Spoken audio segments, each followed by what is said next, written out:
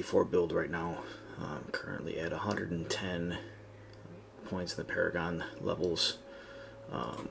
We are running War Cry, Rallying Cry, Challenging Shout, Wrath of Berserker, Bash for our generator, and to apply Vulnerable with our boss powers. And we're going to run Upheaval, and we're making that fire with the Hellhammer. We got a Nightmare Dungeon set up right now in Tier 3.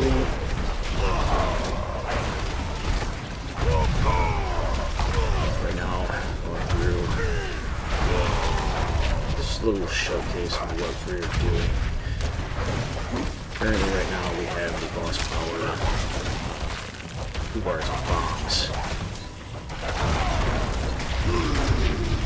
But we also have the boss power from it makes it to where all of the, whenever you spend or generate enough fury that you cap out, it makes your next one make enemies vulnerable, which helps us hit those big numbers.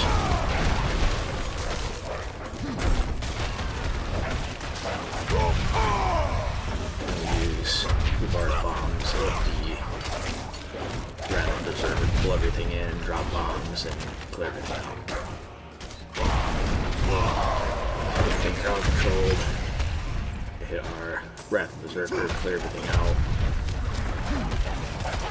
Make sure we got 10 stacks of our Upheaval, and let it fly. And then it also leaves Burning Ground, and that's from the weapon that we have. And also, make sure you position yourself too with the Upheaval, so that way you do max damage and actually hit things.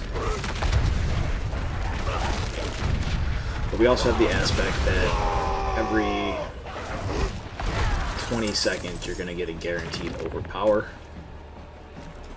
with your Upheaval.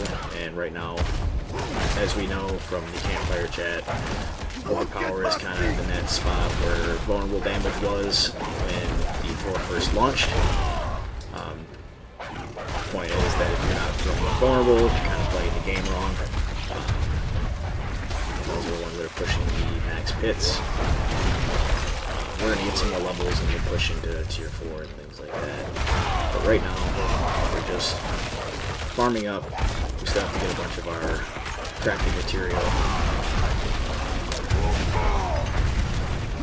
We just started playing Season 8, I think last week. I think I started on, actually this week, started on Wednesday.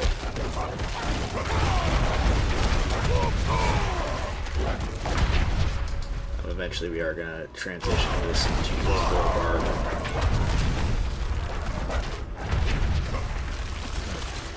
Just make sure you're doing your shouts on cooldown. Hit your Upheaval once you hit 10 stacks and you have the fury for it. Also helps to make sure that the enemies are vulnerable.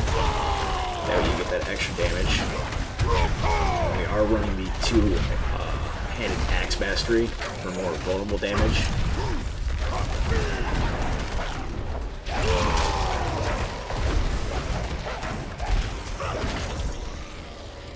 This was easy money.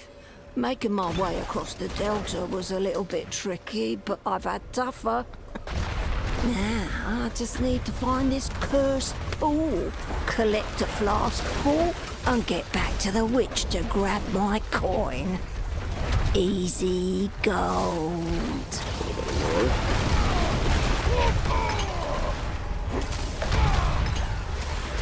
And then also with this setup, we almost have permanent unstoppables, so we really don't have to worry about a lot of CCs, which is really good because CCs are super annoying.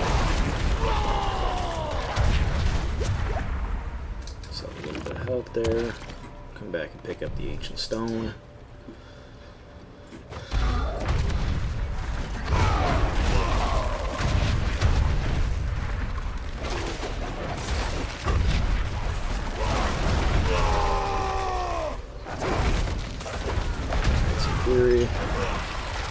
And also it's going to do the dot damage too, which is kind of nice.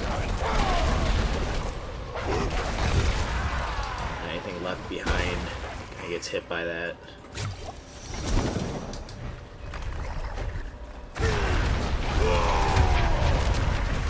And then we are running a 3 incense. We're running more max life, plus 10 to all resistances until we can further masterwork our gear, so that way our resistances are capped.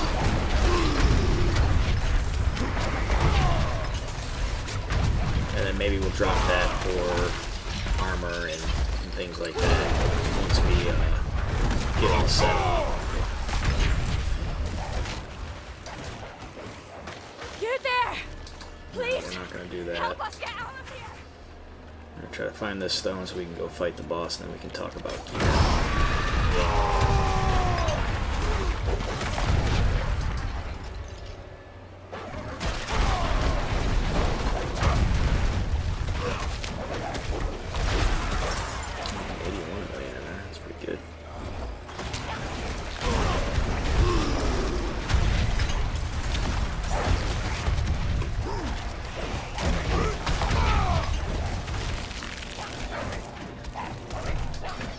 Now we can head back to the boss.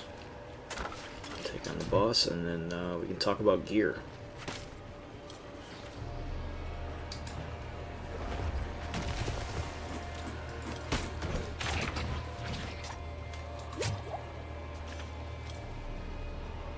Pull those guys up real quick, and we're going to talk to the boss. Oh look, it's the Tomb Lord.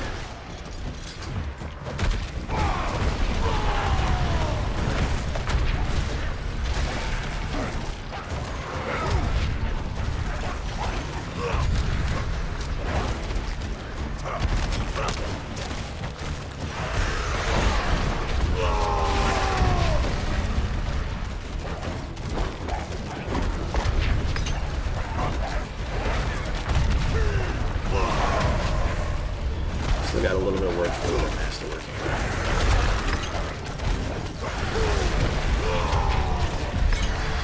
That's it. Alright, for gear, we're going to start out, we're going to use the ugly Bastard Helm.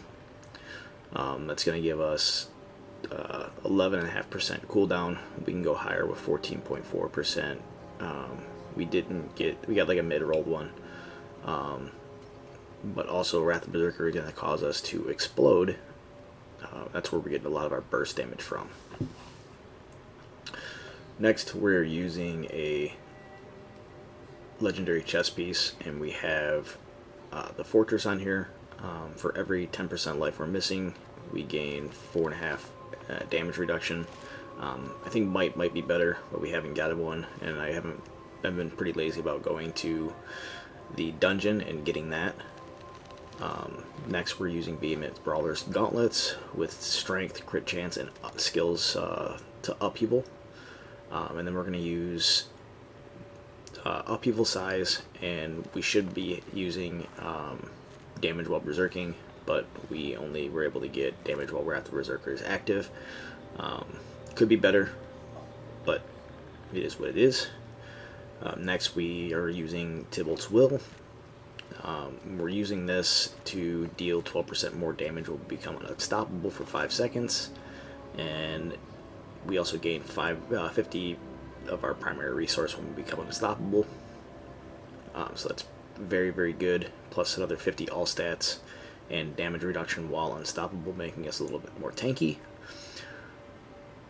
We're using Rakan's Wake for non-physical damage, so our elemental damage, and then we're also using it for resistances and cooldown reduction.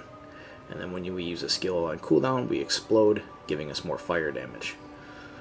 And then the next piece of gear is we're using Hellhammer, using this for the plus the skills in Upheaval and Wallop, and then also it upheavals at igniting, burning grounds, igniting the ground, burning enemies for additional damage.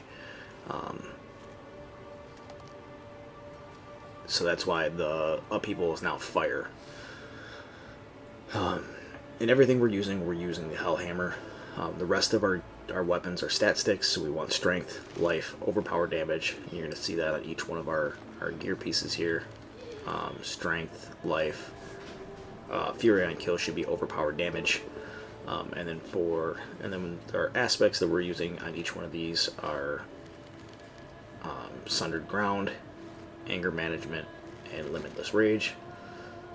Sundered ground is what's giving us the guaranteed overpower every 20 seconds on our upheaval. So when we get our big burst of upheaval damage, that's what's causing it. And then for the anger management, while we're above 42 fury, we're berserk, but we lose 2 fury per second. And then we're also using limitless rage. So each point of fury we generate at maximum fury grants our next core skill within 5 seconds, increased damage, and that stacks up to 15 times. So again, when you see our big upheavals, it's this causing it plus this for the big damage.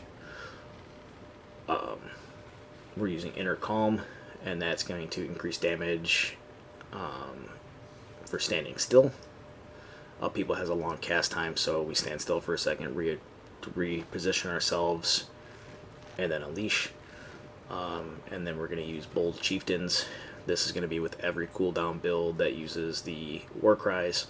Whenever we cast a shout skill, its active cooldown is reduced by 18% per nearby enemy up to a maximum of 70%. This is how we're constantly staying at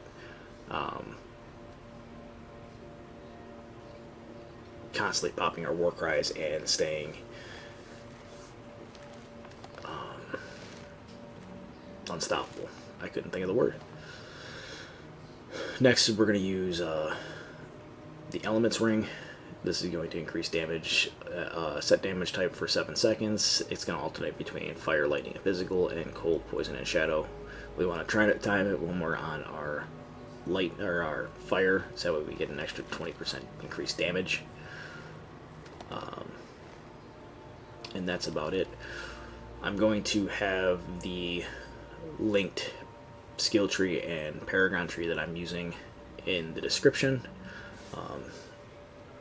If you enjoyed the build and want to stay up to date with what I'm doing, please give the channel a like and a subscribe, and I do appreciate everybody who has subscribed in the past. Thank you. You guys have a good day.